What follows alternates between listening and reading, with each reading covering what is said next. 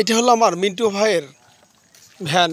আর এই ভ্যানটা শুধু মিন্টু ভাই কিনেছে, বুঝতেই পারছেন। বাটা বাইলিট আছে, চুন আছে।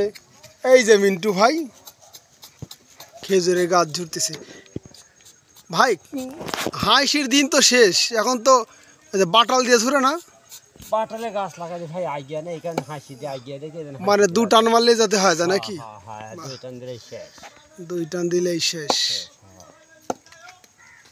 এই উপর এটার নাম কি চান্দি না? হ্যাঁ, এটার নাম চান্দি। চান্দি। আর এটার নাম লল। এটার নাম কল। কল। আর এগুলা এই দুইটার নাম কি? এখানে ঘাট। ঘাট। ওর সাথে বাঁধে রাখতে হয় যে দড়িটা থাকে নারীর সাথে, ওই নারীর।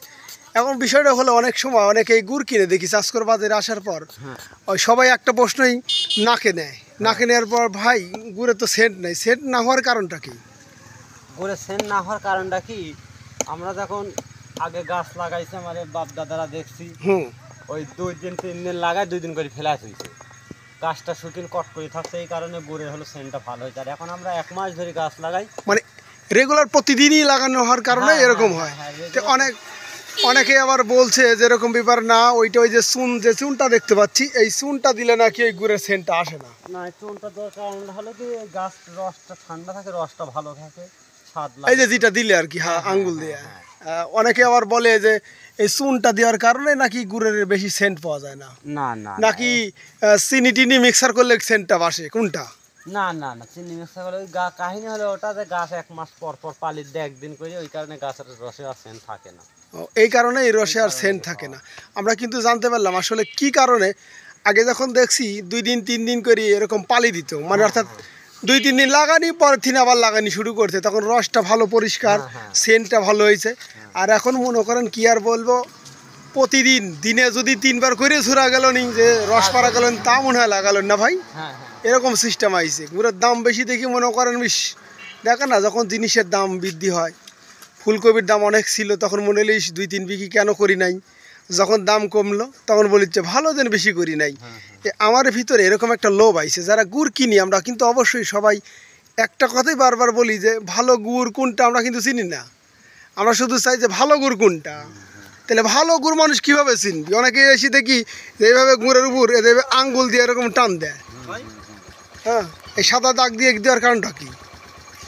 সাদা দাগ দেওয়ার কারণটা কি, গুড়টা আসলে নরম কি শক্ত, ওই যে অনেকে আবার মিডিলে যে টিপ দিয়ে এরকম করে দেখে যে নরম আছে কিনা। ওইটা অনেক সময় দেখা যাচ্ছে চিনির গুড়টা মিডিলে টিপ দিয়ে চিনির গুড়টা খুব পোড়া হয়, এখন শক্ত হয়, দাবে না। আর যেটা খাঁটি গুড় সেটা লোক পাই দাইবে ঘেটা হয়। এই যে আমাদের কিন্তু একটা জিনিস, ভালো জিনিস শিখা হলে সেটা হলো 2-3 দিন পরও কি দাববি ওইটা, মানে বোঝা যাবে আর কি।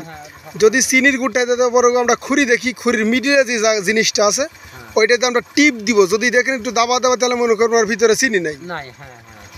তো কালার দিয়ে কি চিনার উপায় নাই। না না, কালার দিয়ে কিন্তু খেজুরের গুড় চিনার উপায় নাই। আপনি অনেক সময় চিনি দিয়েও কালো হতে পারে, চিনি সাদাও আছে কালো আছে, আমরা জানি। চিনির গাছ যদি থাকে তাহলে গুড়টা কালো হয়। তাহলে ওনারা একটু চালাকি করি, অনেকে আবার মিক্সার করে, কালারিং মিক্সার করেন।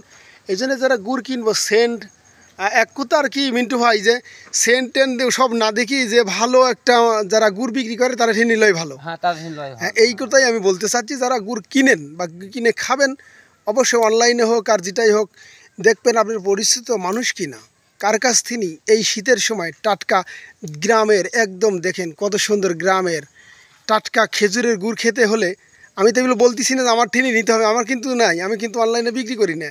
মিন্টু ভাই টাটকা খেজুরের গুড় বিক্রি করে। যাদের লাগবে যোগাযোগ করতে পারেন মিন্টু ভাইয়ের সাথে।